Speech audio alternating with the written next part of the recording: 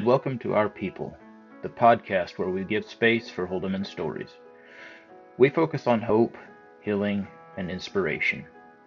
Connection, consciousness, and love are the driving motivations for this project. Remember to have grace for those who have chosen to speak out and share their experience. Please enjoy the story you will hear today.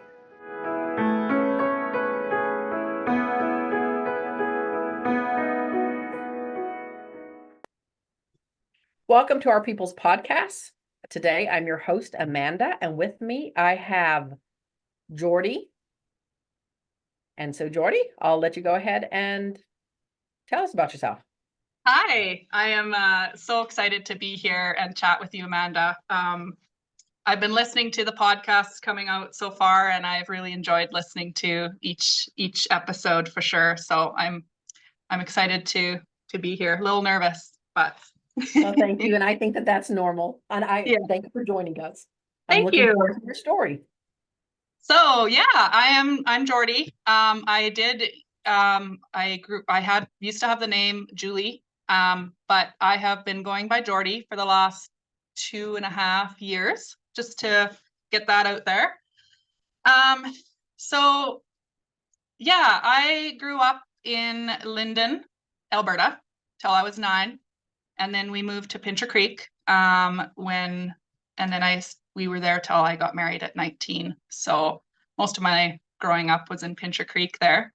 And I had a good childhood. I have warm, fond memories of growing up in my family and my childhood. And also, these two things can be true at once, that I also have memories of fear. And I grew up with a lot of fear. And I don't think it was necessarily from my family, but the environment, that church and culture environment is just steeped in fear. And yeah, on the outside, I was happy and had lots of fun. We had a good life. I loved and I was a very sensitive child, and I think I felt a lot of that energy of fear. And I never shared those things with anybody. I just kept it to myself and inside. And I had my journaling and my art, and those are kind of my outlets. But for the most part, I didn't speak of this inner world. I had nightmares, I had a lot of nightmares as a kid. And I remember praying and pleading every night that, I'd be spared. But sometimes I was and sometimes I wasn't. It didn't seem to matter. But I believed in God, and I believed that it was a very genuine feeling for me. But I didn't understand why it didn't work. You know what I mean? Sometimes it would, sometimes it wouldn't. But it was terrifying. I remember waking up in the night and being so scared. And the daily devotions, those, you had to read the Bible and pray every night, or what if confess sins, and what if you died in the night, or Jesus came back in the night and I wasn't ready, or I hadn't confessed all my sins and I wouldn't be saved and I would be going to hell. Like, that scared me all the time. I was afraid of that, right? And for a kid to have live with that kind of fear, it's just heartbreaking, right? Yes. That whole losing your salvation that was pretty real as a kid, and you're just terrified of going to hell for something that you didn't know if you had done wrong, or what it was, and if you'd confessed all the things. And but like somebody put it on the podcast, they said that how you could wake up saved and go to bed unsaved, and you didn't know it until the staff told you so. Yeah, exactly. Right.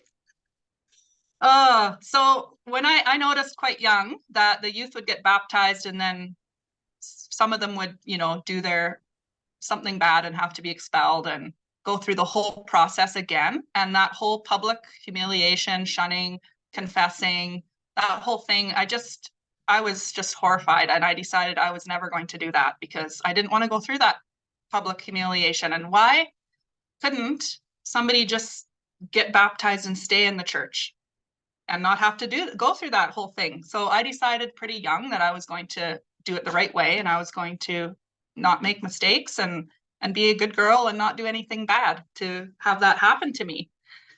So that was another pressure that I had growing up too. And, you know, you want so desperately to belong and to be part of this group and part of the church because, well, we were taught it was the one true church, right? So, and it felt so special. You feel special being like, how could have I been so lucky to be born into this one true church in all of the world, right? And it kind of gives, when you grow up with that feeling of being that special one true group, it gives you that feeling of superior against everybody else, and you feel like you're better than everybody because you've been chosen in this special group. And but yet at the same time there's like this inferiority too, because you know you're so different than the rest of the world, and you look strange and you do different things and you live in this little bubble. And so there's this inferior superiority thing going on that is a weird thing to grow up with, that kind of dichotomy in your head, right? I didn't trust the staff. I never did. I don't know. I just must have grown up with this idea. I was terrified of them. So when it came time to be baptized, and I had to visit with them alone and like go into this room with a bunch of men, and like as a kid, right? And you have to say there, and I just thought everything was a trick question. And I thought I just had to figure out and analyze everything and come up with this right answer because I was just so scared of saying something wrong and getting in trouble. So that was, yeah, that's also part of the fear, right?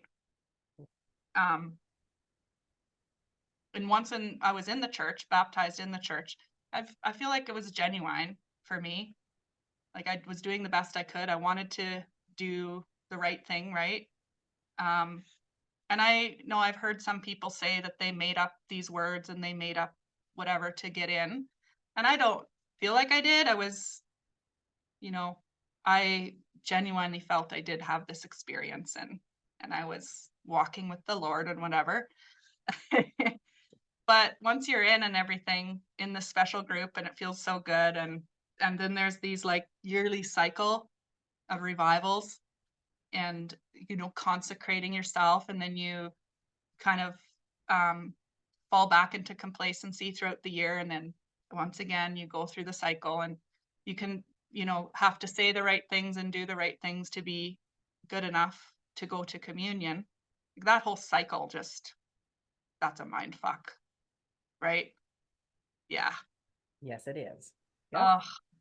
But and yeah, then I mean, I tried to do what was right in the youth and do the right thing. I had my rebellious moments, but nothing very severe. And then I got married at 19 to Cam, and he was 20. We love Cam. We've already had him on the show. And so he's got such a beautiful spirit.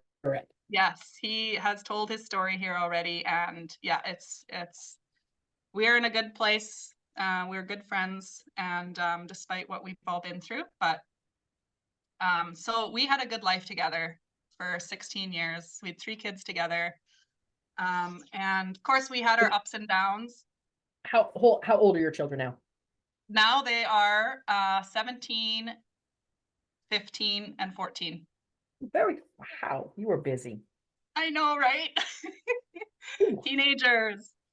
They're just amazing. Oh, they're the best kids. And I, of course, have to gush because I'm so proud of them.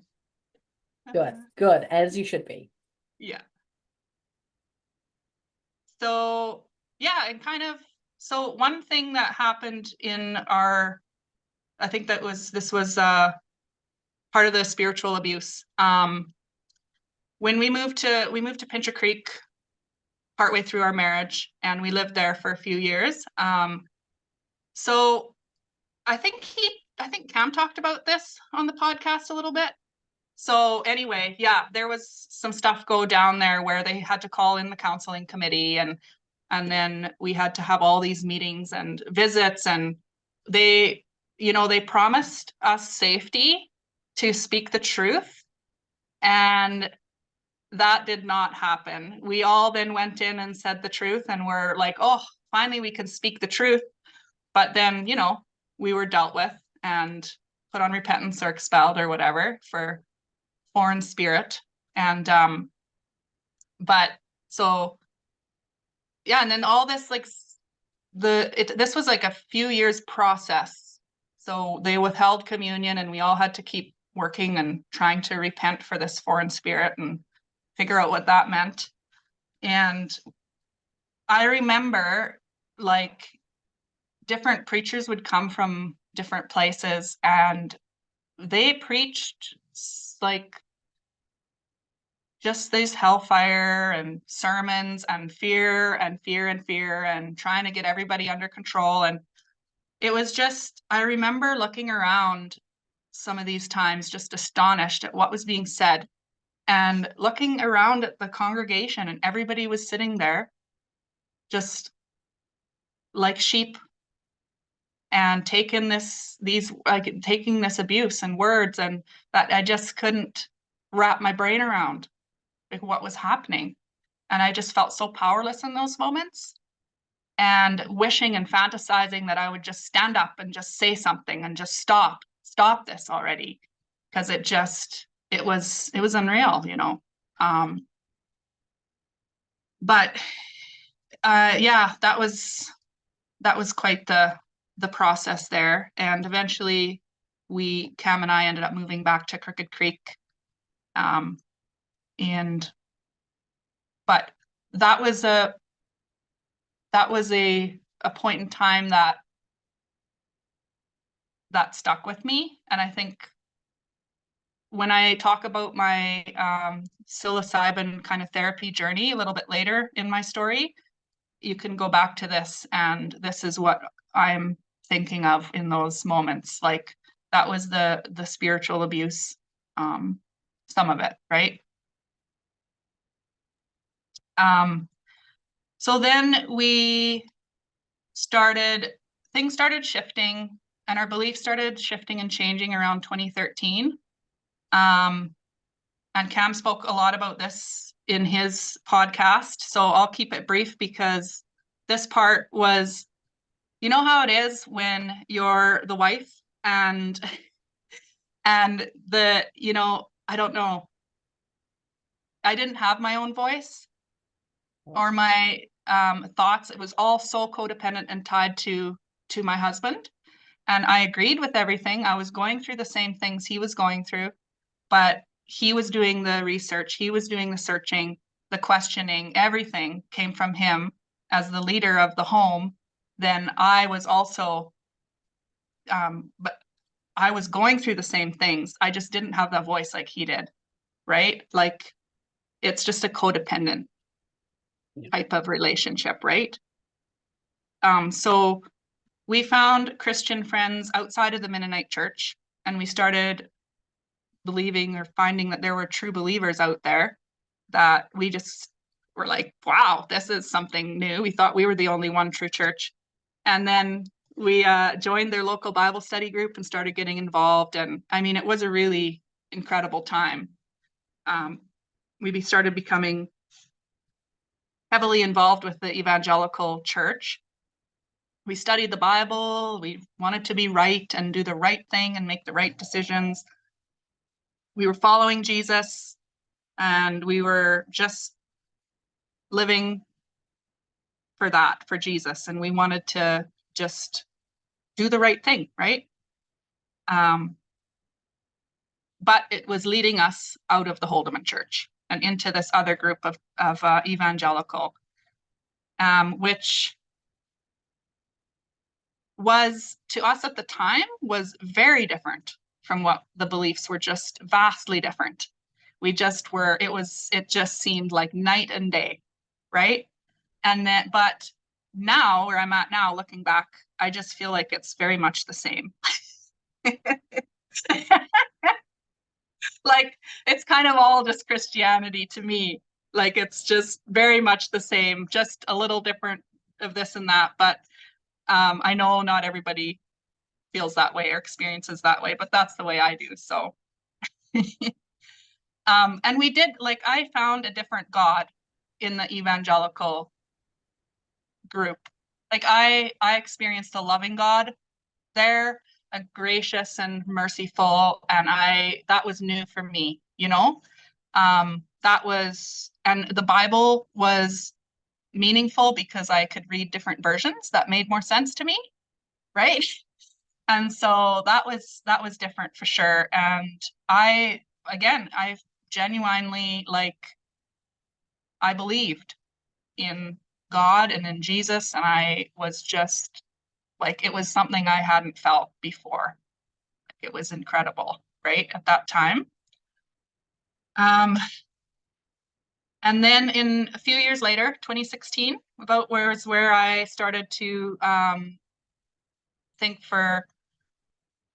started to find my own voice, and I started questioning my beliefs, and I started, like, figuring out what I believe. And this was very personal to me, whereas leaving the Holdeman, it was personal to me, but it was also very together with my husband, if you know what I mean. So this was my personal way of journey of how finding my own voice.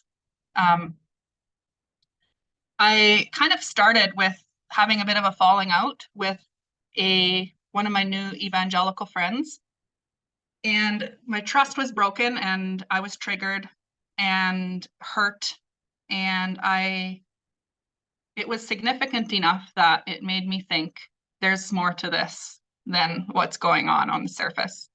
So I started exploring trust issues, with how my trust has been affected all my life in regards to church or God or spirituality.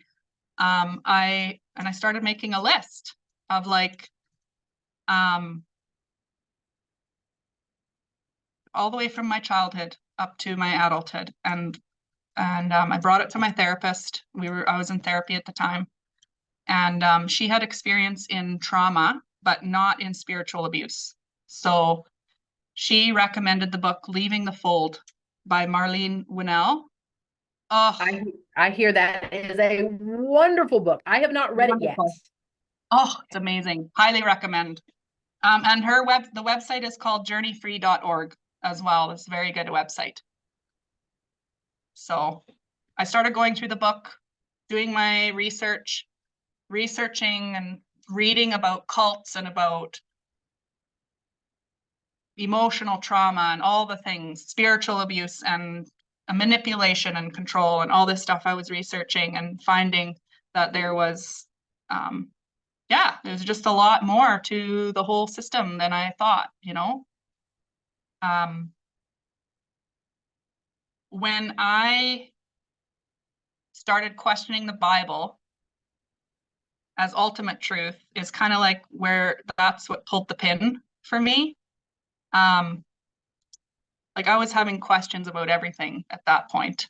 And then, but it always seemed to be like, well, what does the Bible say? What does the Bible say about this? And if I have a question, well, go to the Bible. Like, just, you know, you only see the truth in the Bible. But then I thought, like, why is it the Bible that's the ultimate truth? Why do we go back to the Bible for that? Like, is that the only source of truth for people? For me, you know? And so I started thinking about what the Bible was, and we were taught it was written by God, and it was God's word and whatever. But it was written by men a long time ago, and, you know, they're humans. You know, they're not, like, as much as they taught us that it was God written, they're human men, and they were writing, you know, their letters and whatever all. And besides, it had been translated so many times throughout that people can put their spin on it in every translation and slowly veer people away and manipulate whatever. And, you know, I was just thinking, like, what is the main idea of this Bible besides telling us the story of salvation? And it was like, it's to be a good person. So why do I need an old book to tell me how to do that? I can just be a good person if I want to.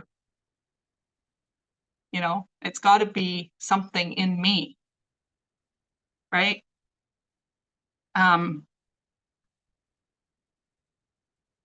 Yeah, so going through these trust issues in different relationships, in my new church, in the old church, in the Bible, and I thought, like, it would only make sense that I would have trust issues with God as well.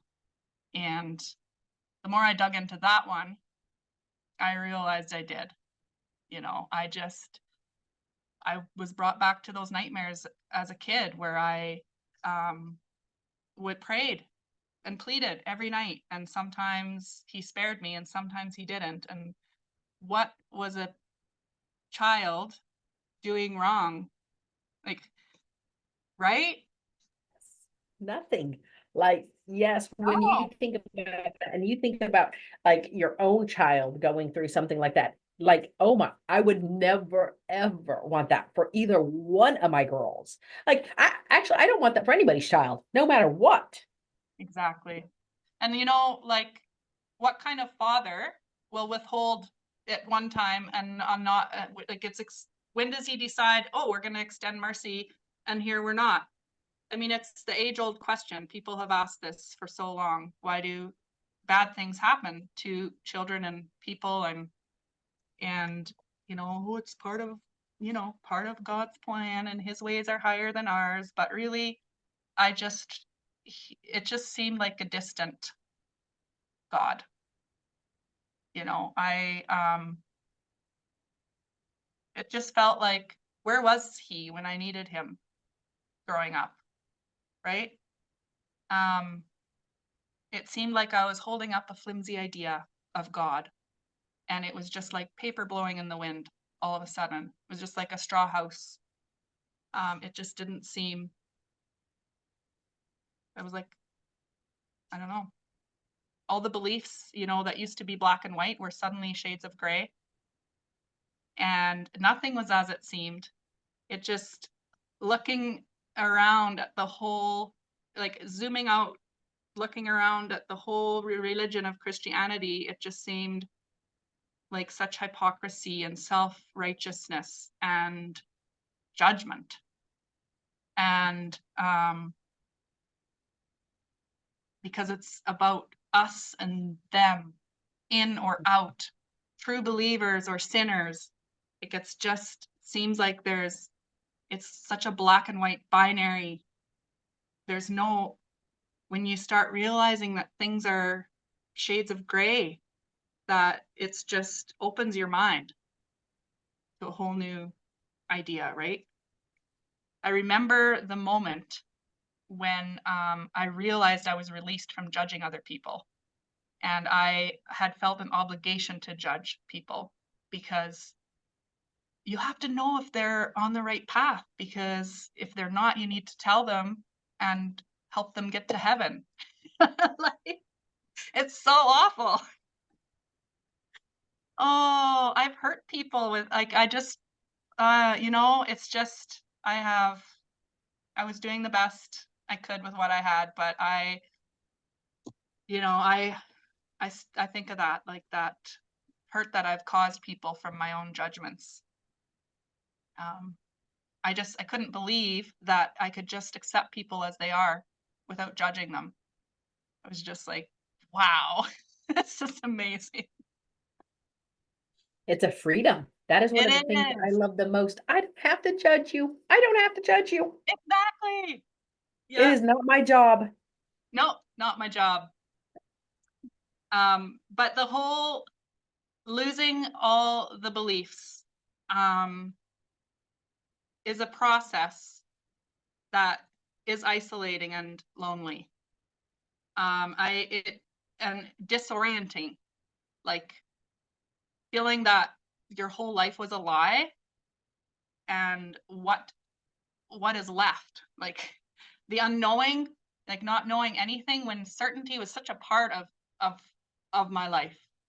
Just knowing the beliefs, knowing everything, and then suddenly everything's gone, and like I don't know anything, right? What was truth even?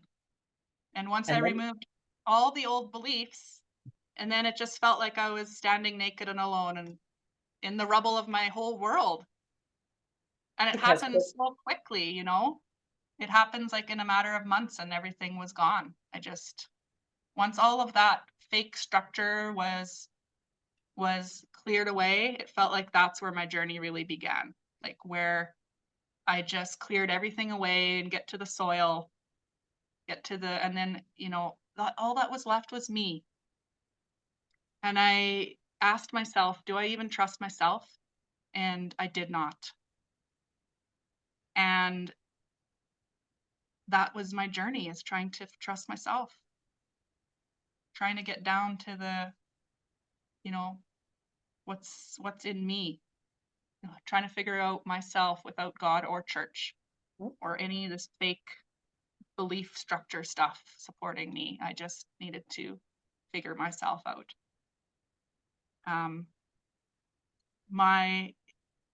When everything was so disoriented in kind of those early days, my mantra was trust the process, because I couldn't trust myself yet, but I could trust the process. And I could take one step at a time and trust that the next step would reveal itself to me when it was time to take it. And I did it just one step at a time. Therapy at that time was huge for me. I had my journals and my art. The internal family systems therapy, my therapist introduced me to, and that was super powerful for me, working through. Google it. It was very powerful for me. Primal screaming, that was good. That one evening I went and took myself back into the darkest corner of the shop, and I was like, I wanted to visualize every moment I could remember feeling powerless and like I had no voice, and scream. Do the primal scream. And I visualized those moments when I felt like I wanted to speak out, but I couldn't, or I was feeling this oppression or control, and I did not speak. I didn't feel like I had the voice, and I screamed, primal screamed it, and I cried and raged, and that was a powerful moment in finding my voice.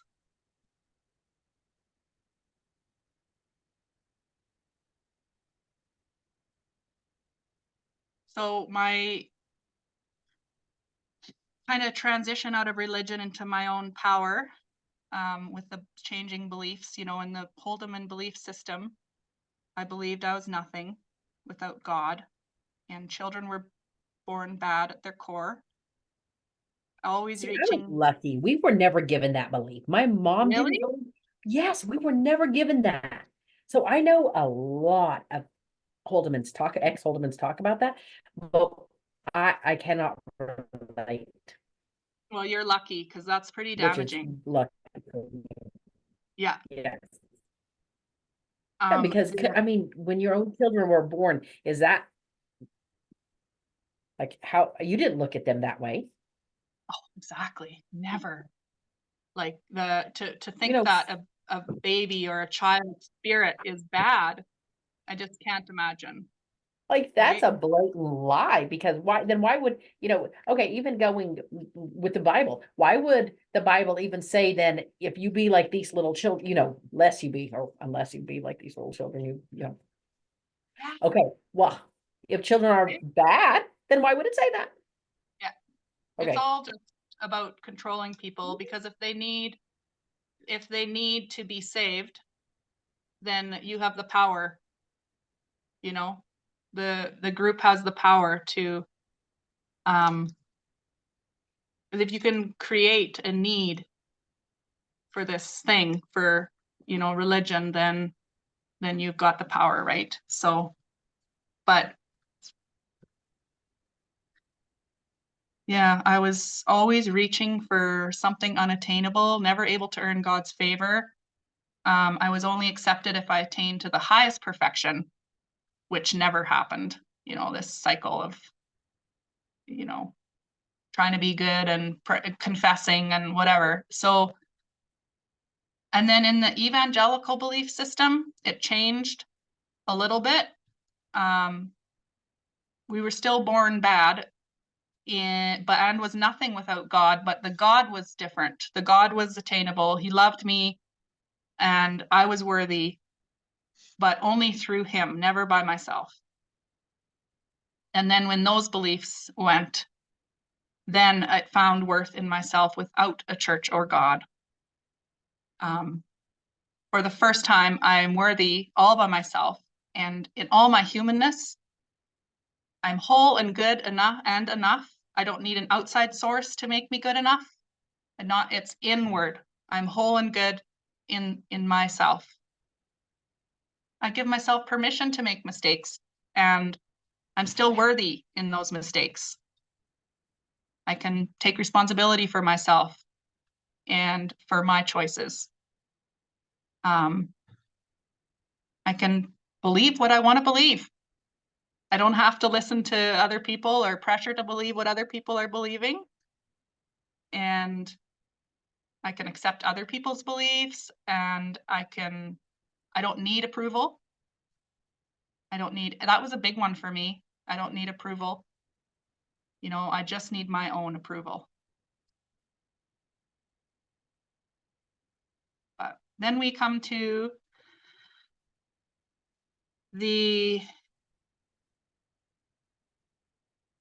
as my beliefs were starting to be cleared away, and I was figuring out what I do believe. I was becoming a safe person for myself, to be able to understand myself and my sexuality. And slowly, as I was peeling off layers, I began to understand that I'm not straight. It was just buried under all the damaging layers of religion and patriarchy and heteronormative culture. Like, that's just the standard for everybody, and you just do what you're expected to do, right? And yeah, I began to realize that I was attracted to women. So this was kind of a big realization. And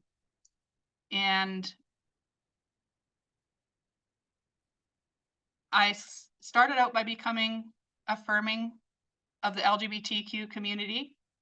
So I just realized I had felt in my past with the church, I had felt judged and harmed and all these awful things that you hold against other people. And when I looked at the LGBTQ community and saw that happening to them, and that I had perpetuated that, I just couldn't do it I just couldn't hold that anymore. I just thought, how could anybody ever hold that against another human being? It's just awful. So those are the way my beliefs started changing. And then when I became a safe enough person, I started feeling like I could come out to myself, right? But it was a process to get there. Oh, I The believe it. regression. yeah, the repression in as growing up in the Holdeman church is just so wild, you know. There's just, and rigid, like no, you know, no room for anything, it's just black and white, you know. Internalized homophobia is a big thing. So holding that it was easier to accept other people in the LGBTQ community than it was to feel that way towards myself, because that homophobia was internalized and turned towards myself.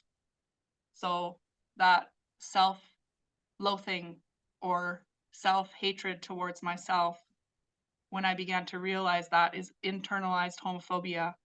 And it's just a process to work through that and start that process of loving yourself, you know, because all those judgments that I held towards other people, I held towards myself too, right?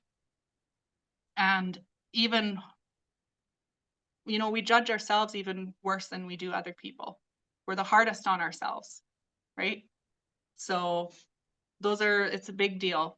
There's a reason why people feel so much depression and hard feelings to work through, because that's all pointed inwards at That they themselves. don't have Right? a choice, and that ending their life would be better Yeah, than or easier than going forward. Yes, like right. that is That's so the reason. sad. Yeah, and I used to always believe the reason that people had those feelings was because they were doing the wrong thing and they knew they were doing the wrong thing. But, you know, it's because of the unacceptance in the world towards the community that gives people those feelings, because you don't think you can survive in the world the way it is, because you feel that internalized towards yourself. I went through a really low depression at that point, and especially because of, you know, I was married with 3 kids, and like, how are we ever going to move through this situation? And Cam and I wanted to work through this together, and we were, you know, we wanted to do the right thing for our family, you know. And I just couldn't see a way through. I just had no idea how that was going to work. But it kept coming, and you heard in Cam's story too, he was about truth and honesty, and that's what we wanted, and that's what I wanted. I wanted to live my life in truth and be honest and authentic, and I just felt like I couldn't do that in my marriage. I couldn't be myself wholly, so there had to be a way through. I had to trust that there was a way through, and that we'd be able to raise our kids and co-parent and whatever all needed to happen to still have a successful, happy family, right? Mm-hmm. So I had to trust there was a way through and that we would be okay. And then that's, you know, I came out kind of publicly on Facebook as gay. Then that was the label I chose for myself. And we told our families, and at the same time we said we're separating and getting a divorce, and that's a lot of information at the same time, you know. So it was a lot, you know. And it was a long road, right? But How did your family kind of take it? oh, not well. No. I mean, it was devastating, right? And I knew that it would be, right, for them. They just couldn't imagine. But I just had to trust that it was going to be okay. And I had to be truthful. I just didn't want to live a lie and just yeah, we were going to figure it out. So yeah, and like now it's been about 4 or 5 years, and Cam and I, we have a good relationship. We've That's like, all? yeah, since coming out and separating and divorce. Yeah. Wow. Yeah. That have been more like 7, 9, 10. No, like leaving the Holdeman church was 11 years ago. So, but we've been through, we've been through the ups and downs, and it hasn't always been good between Cam and I, but we're at a really good place right now. In fact, we just took our kids to Costa Rica for family vacation, which was amazing. I saw the photos. Yeah, it was amazing we could do that together. It was just such a special time. It was wonderful. And like when it comes to sexuality, labels and boxes, like I said, at the time I came out as gay, like that was the label I wanted for myself. And I don't know, I just feel like there's so many labels we label on ourselves and boxes that we box ourselves in with, not only sexuality, but everything. We decide we're Christian is a box, atheist is a box, all these things, right? Labels and I don't know. I just feel like, sexuality and gender are just a vast, beautiful spectrum. And for me, it's not a binary for those things. It's not like a this or that. It's a more of a fluid kind of a thing. And like, I thought of this the other day, like when we start looking at people and understanding people and how incredibly unique people are in their personalities and in their interests and families, cultures and races. I mean, people are just vastly unique. Why wouldn't we see sexuality and gender with the same spectrum and view it with the same curiosity and wonder that we look at the humans as for other things? Like, why is it so binary for those things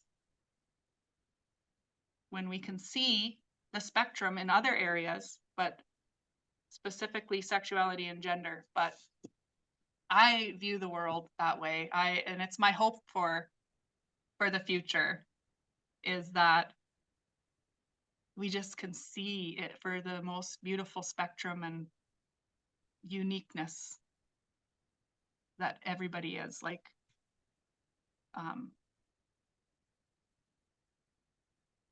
yeah, that's my hope for the world one day.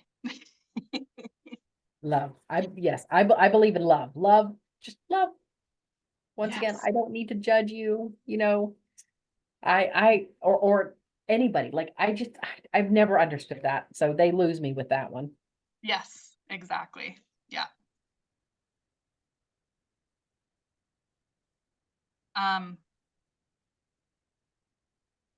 Yeah, were there any other questions about the sexuality part? It was not due to the abuse. Yes. So, this belief is something that I think I had somewhere instilled in me, that sexuality or being gay would be a trauma response to sexual abuse. And when I started coming out, and I didn't have sexual abuse as a child. And so I thought, like, there must be something I'm not remembering. And I really did work with that, and like thinking there must be some abuse that I've repressed and covered up and not. So there must be something there, because I just, thought it would come from trauma.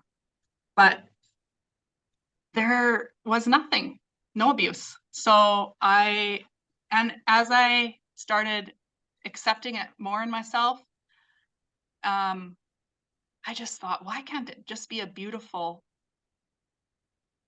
beautiful orientation, just like a straight person? has. That's the natural way for them, and that's the most beautiful thing for them. And so a queer or gay person, you know, why wouldn't it just be a beautiful orientation the same way as it is for a straight person? You know, that's what I believe now. Like, after working through all those harmful ideologies and all those things that I grew up with, you know. And there's been people of all sexualities who've been abused or sexually abused as a child. It just doesn't correlate in my mind, right? It rains on the just and the unjust. Yeah, right? Exactly. And if, you know, straight people don't blame their sexuality on abuse if it happens to them, right? So, but I think we feel like we need to figure it out. There must be a reason and this kind of thing. But why isn't it it's just a beautiful, natural thing, and everybody's different, right?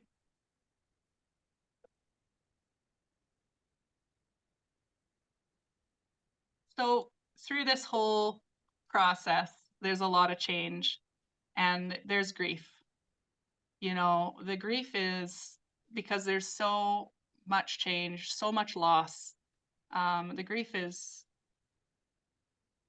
it's a big thing to wade through for sure. And understanding that my feelings were grief was a relief for me. The sadness and depression and anger and all that was coming through was grief. And that's a process for sure, you know. And when you're in that messy middle, I call it the messy middle, when you just can't see the way through and you're just stuck in this unknowing part and the depression and all that. And, you know, I never could imagine where I'm at right now.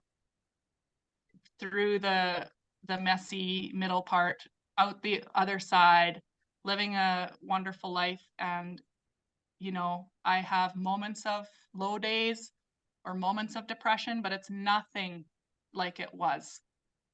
Like, it is nothing like it was. It's just something that doesn't last forever, and you get through it, and here we are. Yep. But part of this healing for me was this therapy journey I did with psilocybin and MDMA. I'm going to speak a little bit about that.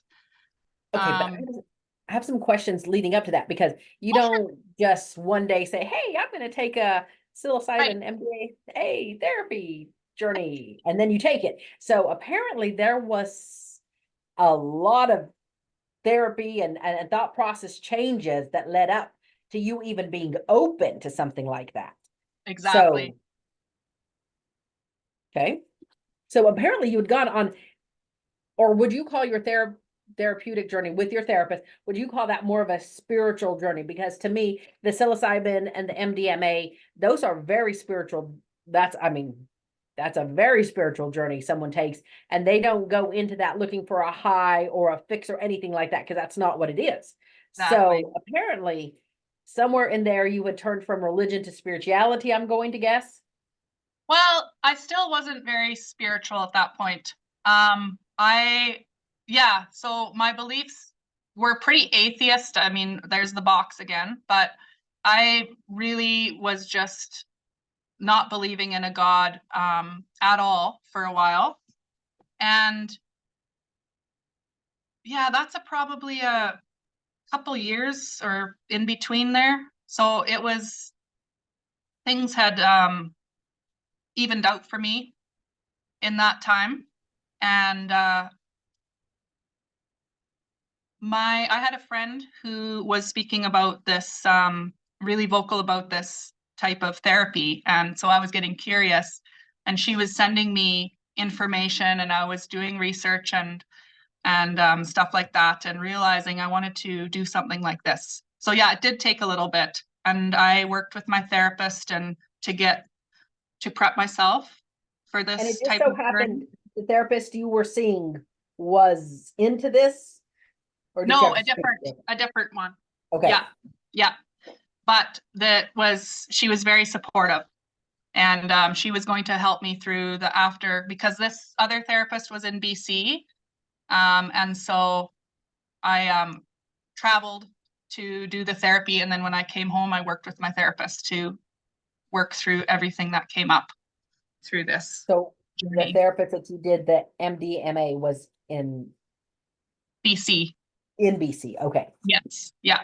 And it's not legal here in Canada yet, but we're working on it. It's getting there. Hopefully it will be soon.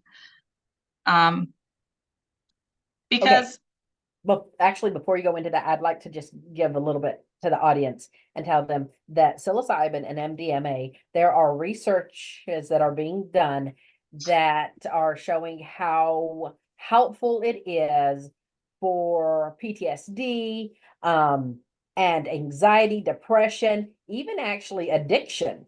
So, it is gaining traction. It is, most people that take it have a very eye-opening spiritual experience. And this religious trauma course I am taking, there is a chapter on that regarding, it is an ex-pastor that talks about this and had actually taken this journey himself, and just highly recommends doing this, and the healing that comes with it is just phenomenal, he says, with everyone he knows. So with that, okay, continue on, please. well, the MDMA it actually turns off the fear response in the brain. So you're able to go through back into traumatic past experiences and look at those situations without fear and without your body reacting out of fear. And then the psilocybin, it floods your brain with serotonin and all the good feelings and empathy and love and all that, and it actually rewires your brain in those situations.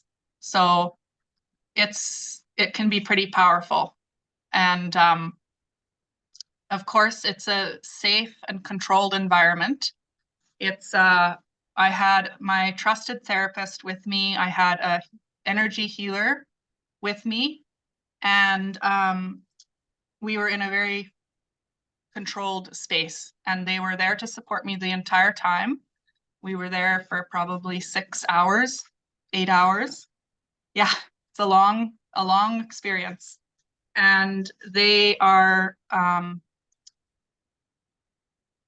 there to, it's completely my choice if I want to keep all the things inward and towards that I'm experiencing, or I can bring my guides into it with me.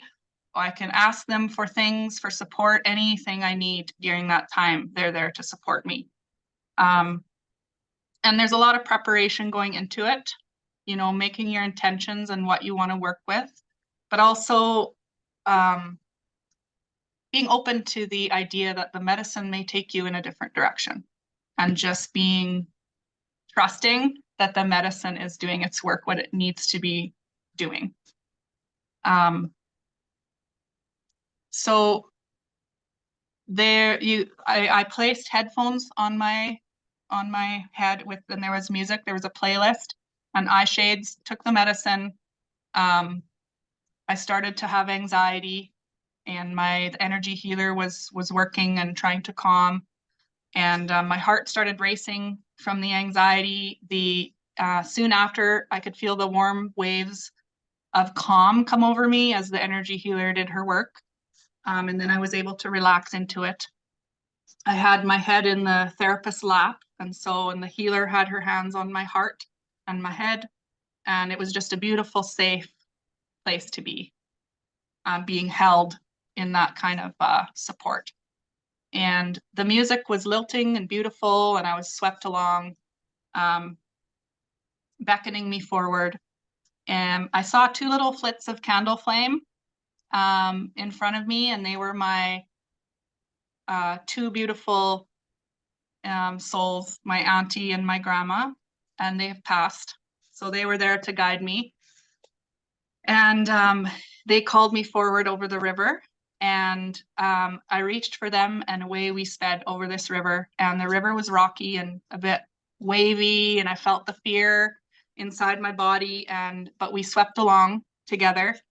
And I asked my guides to hold me and embrace me. And so they did. They embraced me, and they just covered me with love. And the further I got from the shore, the more the fear melted away. And then I was embraced by the love. And I don't know how to explain this, but it was just an energy that was so huge and incredible and warm. It just took my breath away. And I thought, so this is what it feels like on the other side of fear, when there's no fear left and there's only love. And I relaxed into that love, and it embraced me like a little baby. And as it engulfed me, I began to cry from the incredible feeling of the love all around me and above and below and within. And it just filled me up. And I just felt like a beautiful, precious baby, and being embraced and loved and accepted. And it was just amazing. I wept from the beauty of it all. And this beautiful love, this energy was just everywhere. And it was a perfect love. Pardon me? Unconditional love. Exactly. Yes. And I was a perfect child, worthy of love all by herself, doing nothing, just being. I don't know how long that lasted, but it probably was a little bit of time. And then then we went deeper. Yes, I was still safe and held in that embrace of love. And then I felt it coming. It was a sense of foreboding. The music was a steady beat, guiding me forward, and I knew what was coming, and I was ready. I felt the safe, beautiful love energy with me, and together we went forward. And the farther we went, the darker it became. The heaviness came down like a black cloud on top of us, and it slowly began to crush us. And it was so heavy and so dark. It was suffocating us, and we were choking, and we could hardly breathe, and it just kept pressing down. And I realized it was the church darkness, and it was suffocating us. And then suddenly the preacher stood before me, which is a specific preacher from my past. And he was looking so scary in his dark suit and glaring at us. Then, as I watched, he began to dance like a tin soldier marionette, like clicking around in his tin suit. Hands and legs were jerky movements and pulled by strings like a puppet. And I began to laugh. It was so ridiculous and silly. And he looked so silly in his tin suit pulled by strings. What a small, silly man. And he began to dance away from me, getting smaller and smaller. But something inside me said no. I commanded him to come back, and I said, you don't get to just dance away from this. You need to be here for this.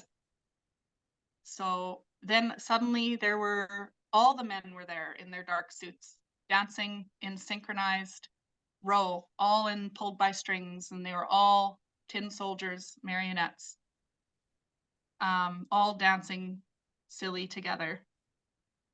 And then the darkness descended upon the love and I again, and it was just so heavy. It was slowly suffocating us.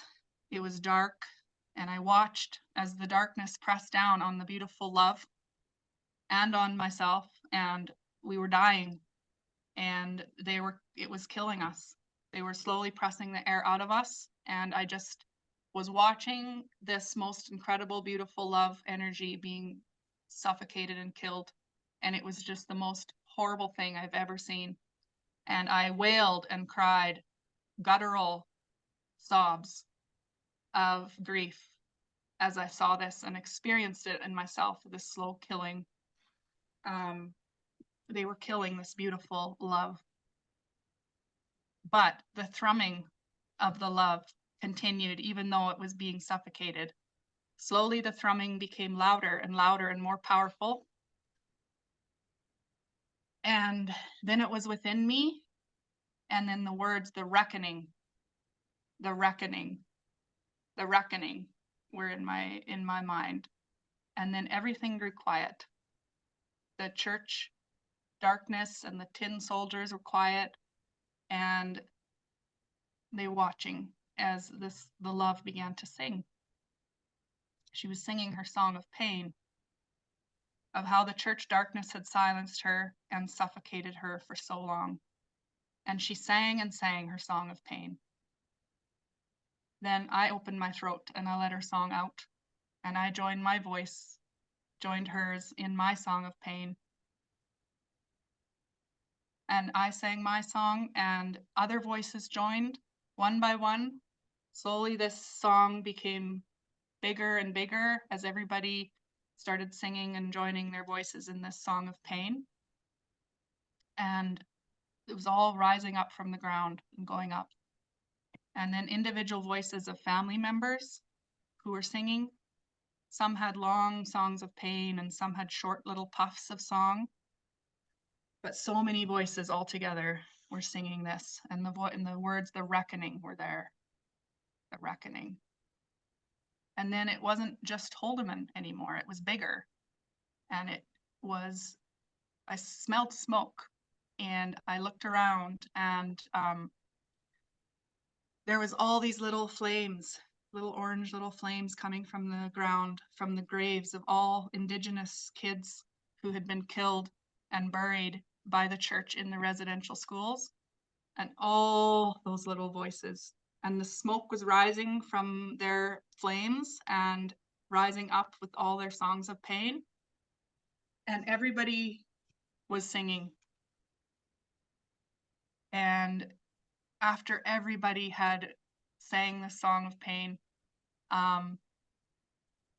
then the preacher began to sing. And the tin soldier had his song of pain too. And then all of them, all the tin soldiers started singing. The rest joined in. The tin soldiers all had their songs of pain. The system that they were in had hurt them too. Generations of pain and abuse handed down. Then the vision began to fade and the medicine began to wear off. And that was the end of my journey that day. Wow, that is beautiful. Yeah, it was pretty powerful. The healing for all. Yes, That's amazing. it was. I had a lot to work through after that. You know, I had some anger, not gonna lie. You know, I thought, where's the justice? Where's the accountability? You know, sure, they have their pain too, but that doesn't excuse them from what happened, right? But how I came to terms with it is, I mean, it's just one journey. There's more to this story, you know, there will be more, I'm sure, in the future. And this particular journey is about empathy and about understanding this type of generational systemic type of abuse that it doesn't excuse or take away from my experience at all, but it gives me empathy for the ones who perpetuated it because they were also abused, right? It doesn't absolve them of accountability or justice, but this experience was not about justice. It was just merely the reckoning. And I looked up that word. I'm like, what does that word actually mean? And it's just a telling of truth, like a collection of stories and a telling of truth telling. And I thought, well, that is absolutely beautiful. You know, it was a telling of the stories, of a release. And who would we bring to justice? Who would we punish anyway? There's no kingpin in the system. It's just generations of abuse handed down. And when I was in it, I hurt people too. It's a cycle. Well, the power the church had on me is gone. Like, that is pretty powerful, what I got out of that. And if I go back into a situation, back into their church building, or for some kind of event that I have to go to, I can always just think of the tin soldiers dancing away there, pulled by strings, and it just seems so silly and small again to me, right? So my idea of God as well, it kind of changed, because I mean, this love, people would call it by whatever name they want to call it by, and I'm sure people would call it God. I call it love or energy, and that it was there, and I can't deny that. And it was not a person or a being. It was just it's this energy force. I don't know how to explain it. So however people want to take that, but it did, it kind of changed my idea of, at that point, it was like, I didn't believe in a God. And then afterward, I was like, no, there's something. There might be something there. It also took away fear of death and fear of worrying about after death. Like, I mean, by that time, I obviously didn't believe in heaven or hell, and I don't know that I ever had an overpowering fear of, I mean, as a child, I sure did, going to hell. That terrified me. But this really just completely took away that fear. Like, it just doesn't worry or bother me anymore at all. I just think it'll be an experience of the same thing, where you have your little candle, little flits of flame, your spirit guides, and you go over the river and rocky, but you get to the other side and it's just love. It's just this beautiful embrace of love. And I just feel like that's what it'll be.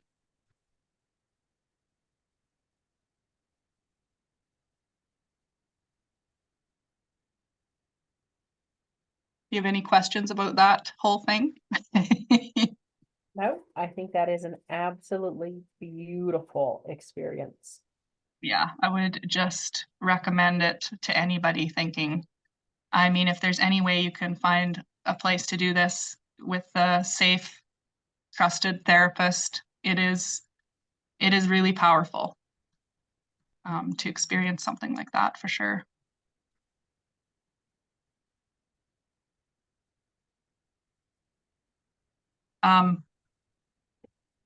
Yeah, so that's kind of the rest of my story is about rebuilding and healing and growing. I'm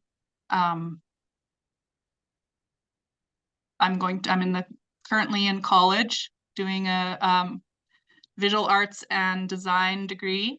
I have one more year to go, and that's something I always wanted to do. As a kid, even, I wanted to do it, and I was finally able to manifest that dream. So it's been incredible. It's just one of the most rewarding experiences I've had doing this whole college thing. And it's really affirming for my belief, like growing up with little education like just a grade 9 education, and knowing that I don't have a high school diploma or anything else. And that was always something that that I felt inferior about, and wanted more, but never able to find the courage to just go do that until now. And it's just to be able to do that and be successful. And despite everything I've been through, like I'm proud of myself. It's pretty incredible. I found also affirmation in art history when I've taken a whole year of art history, which is absolutely fascinating to me, because it not only about art, but it's about the history of the world, and about like art follows power, art follows religion and politics, so it's all connected. And so learning about Christianity from a lens that's zoomed out, and that's also looking at all the other religions of the world, it just affirmed for me that Christianity is just another religion. And there's so many of them. It's not this special one true thing. It's just another religion among many, and people find comfort in religion. They have since the very beginning, and they will continue to, and that's okay if people are finding comfort in that. And it's okay if I don't, right? So that's very interesting to me, learning about the history. And I've found a lot of healing through this process of making art. I've been interestingly, I've been working with fabric, able to bring fabric into paintings, into sculpture. And it's a way for me to have part of my past and feel connected to my past in that way, but not in the way that I used to be connected to it, like sewing dresses every day for 30 years.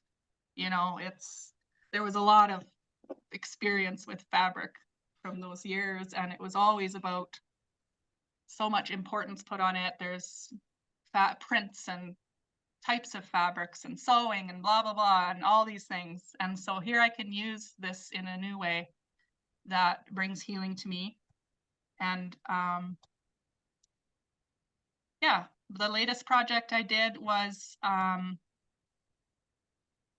I was working with fabric and string and paint, making these canvases, and the whole message is about untangling my past instead of throwing the entire culture away and rejecting everything, untangling the things that mean the most to me and what I want to keep, and then just letting the rest go. Absolutely. Yeah. I think that is a very important lesson for everyone to remember and to understand in the deconstructing, that just, we were raised with a lot of really good values, and to not just throw them out because we don't believe in a one true church. Yeah.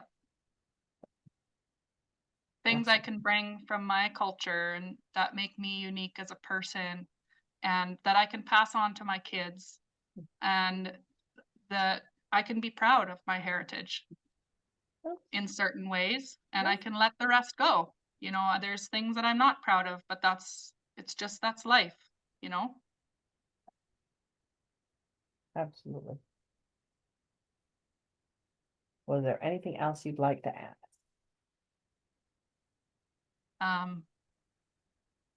I had a message for my younger self.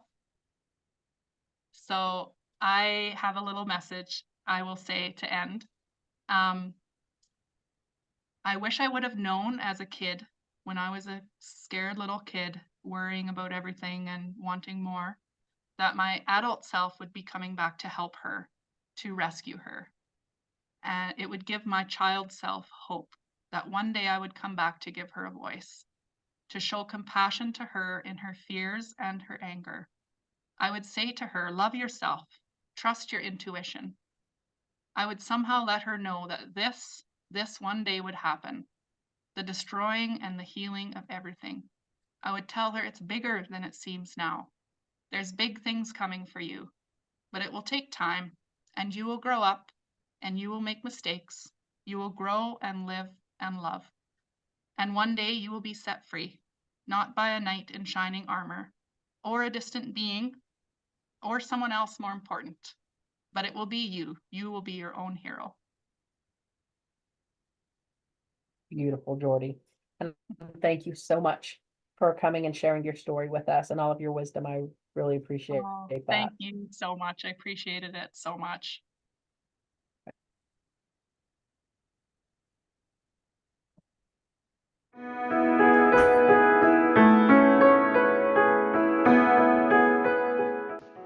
Thank you for listening. It is an honor to connect with our guests, and we wish the best for them as well as our listeners. Remember to like and subscribe for more episodes. Our People can be found on all major podcast platforms as well as YouTube. If you are interested in sharing your story, please contact us at ourpeoplepodcastteam@gmail.com. Thank you.